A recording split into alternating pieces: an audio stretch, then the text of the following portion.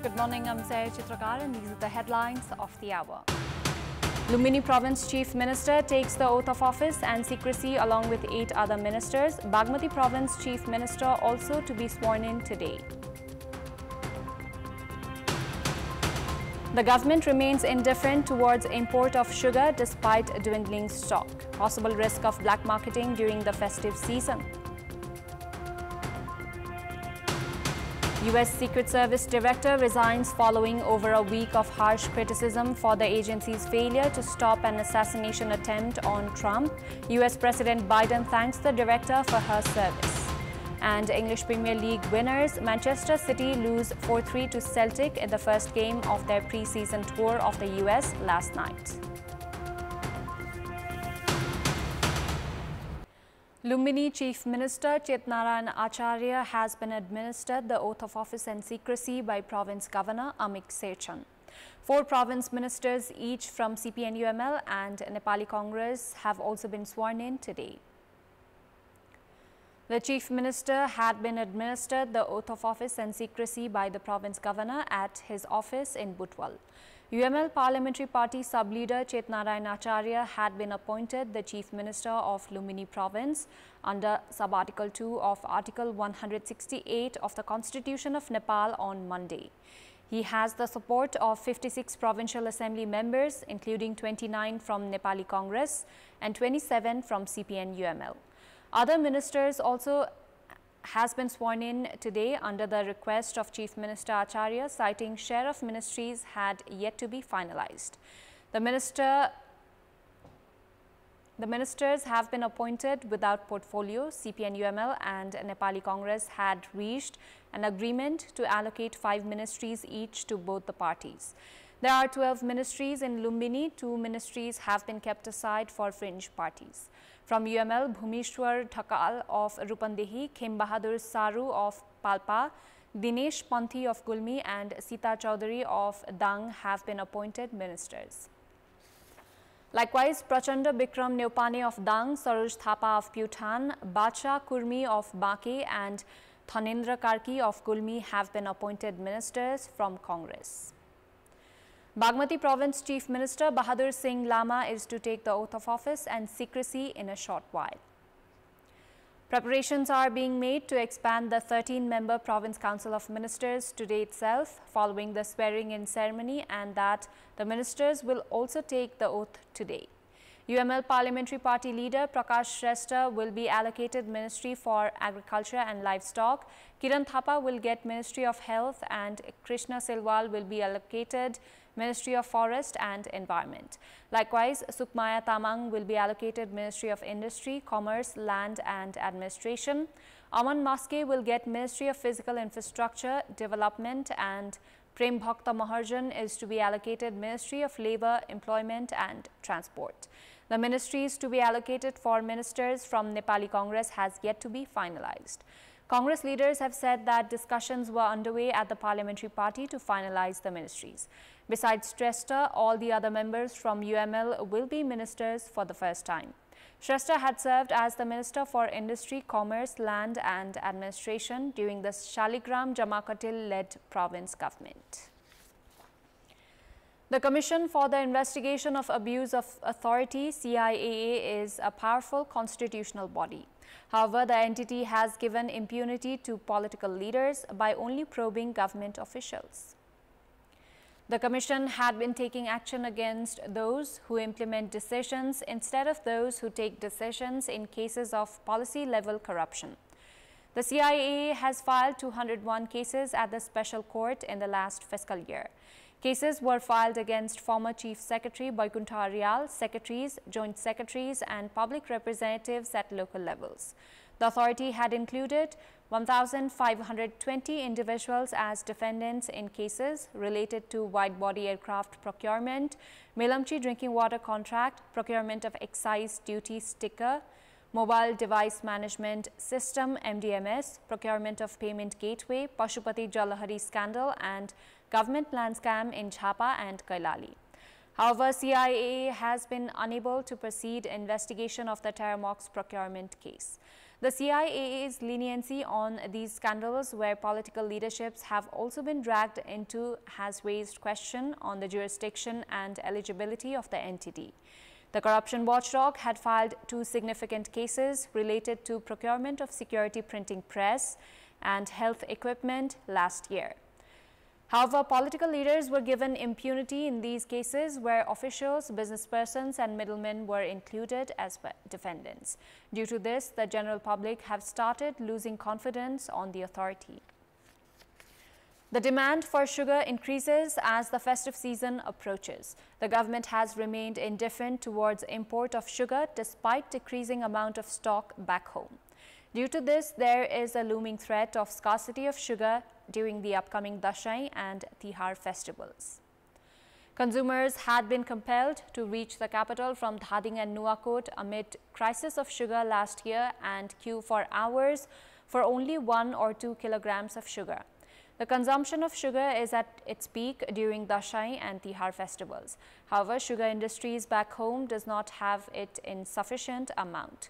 180,000 metric tons of sugar had been produced this year, while only 60,000 metric tons remain in store. The government is aware of the possible crisis of sugar in the near future. The price of sugar in the market has already increased by 10 rupees per kg and has reached 110 rupees per kilogram. The authority, meanwhile, has remained indifferent towards addressing possible crisis and black marketing.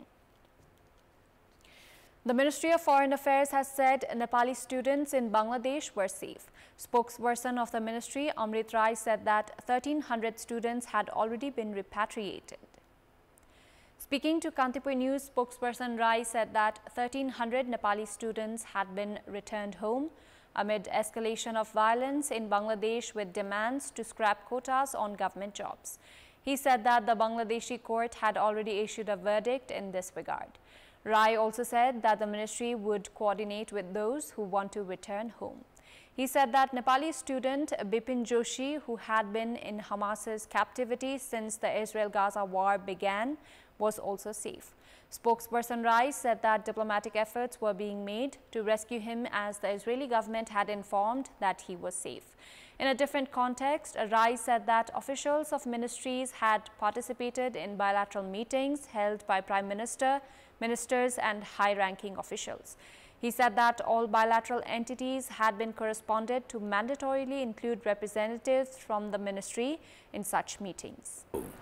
130 individuals have died since the advent of the monsoon season this year, while 1,592 disaster-related incidents have been reported.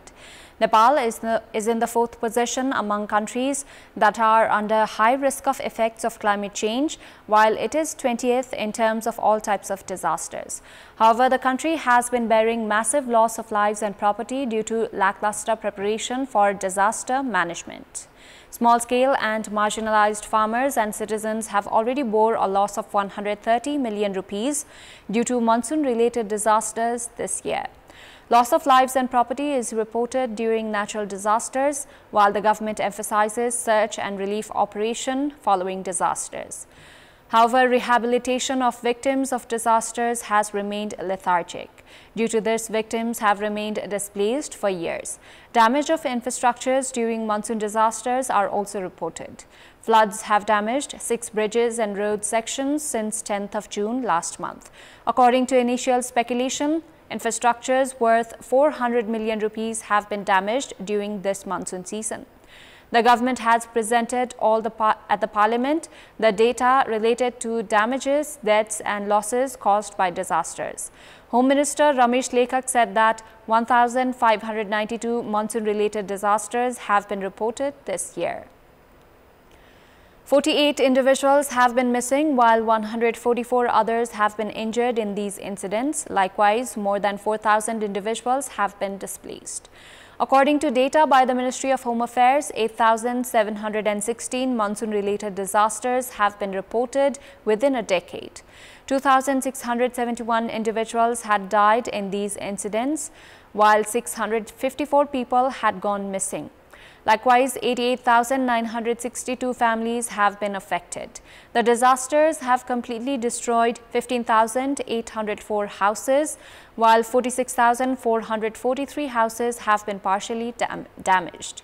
A loss of 18.89 billion rupees has been recorded within a decade due to monsoon disasters. People have continued to lose their lives to rain-induced disasters as well as become displaced. They have also been compelled to bear the loss of their source of income. However, they have yet to receive appropriate relief from the authority. In our Public Voice segment, today we have asked people in several provinces regarding the effects of the monsoon season in their area this year. Let's take a look at what they had to say.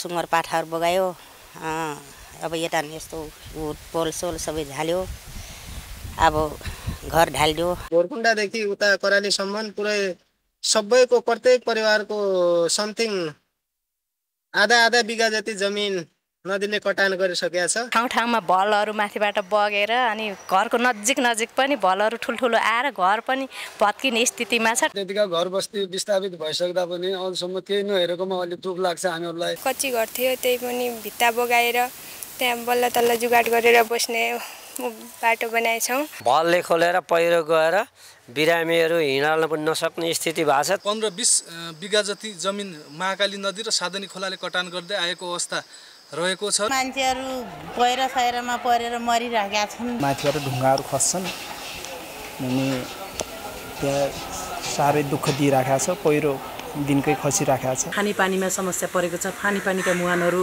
एउटा पहिरो झरेर अवरोध पुर्दिएको अवस्था बाटो चाहिँ अवरोध भइराखेको छ ठाउँ ठाउँमा पहिरोहरु खसिराखेको छ दोस्रा घरमा रह्यो घर सब बगायो छ बाटो अलिकता अप्ठ्यारोजनक छ बाटो घाटो छैन अनि बर्खा ढुङ्गा खस्ने सम्भावना छ कुखुरा बगायो अब धान पनि भेजेको नै हो पुरा अंगुरेर बर्बाद भयो गहुँ र कपडा भाँडाकुँडामा घर पनि भत्कायो घर बगाएको छ मकै बारी भत्काएको छ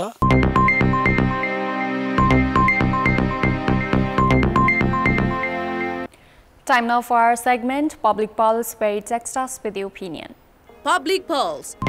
Here's the question. What's your take on Communication Minister Prithvi Subha Gurung's statement that limitation should be determined for the media and judiciary? Your options are A. Intention to control, B. Statement against the Constitution, and C. Preparation to regulate. Voting is on. Type any WS, select your option A, B or C and send it to 34001 to share your opinion with us. Time now for international update.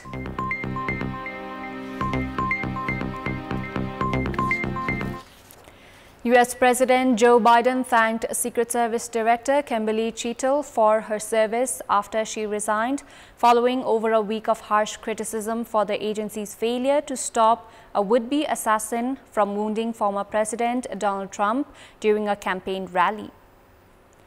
The Secret Service, which is responsible for the protection of current and former US presidents, faces a crisis after a gunman was able to fire on Trump from a roof overlooking the outdoor rally in Butler, Pennsylvania on July 13.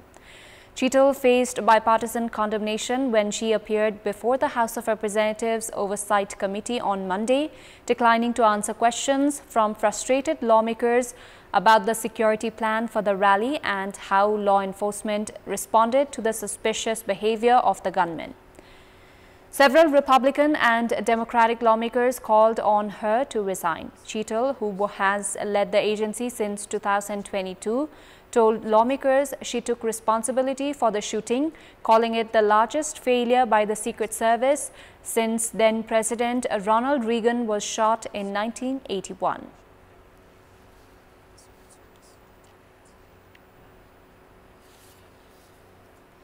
The death toll from two landslides in southern Ethiopia has jumped to 229 and could rise further as the search for survivors and casualties continued into a second day. Following heavy rain, a landslide buried people in Gofa zone in southern Ethiopia regional state on Sunday night when then a second one engulfed others who had gathered to help on Monday morning. Footage shared by the local administration showed people digging up bodies with shovels and bare hands. Prime Minister Abiy Ahmed said he was deeply saddened by the terrible loss of life and that federal officials had been deployed to reduce the impact of the disaster. That's all for the moment. Thank you for watching. Good day.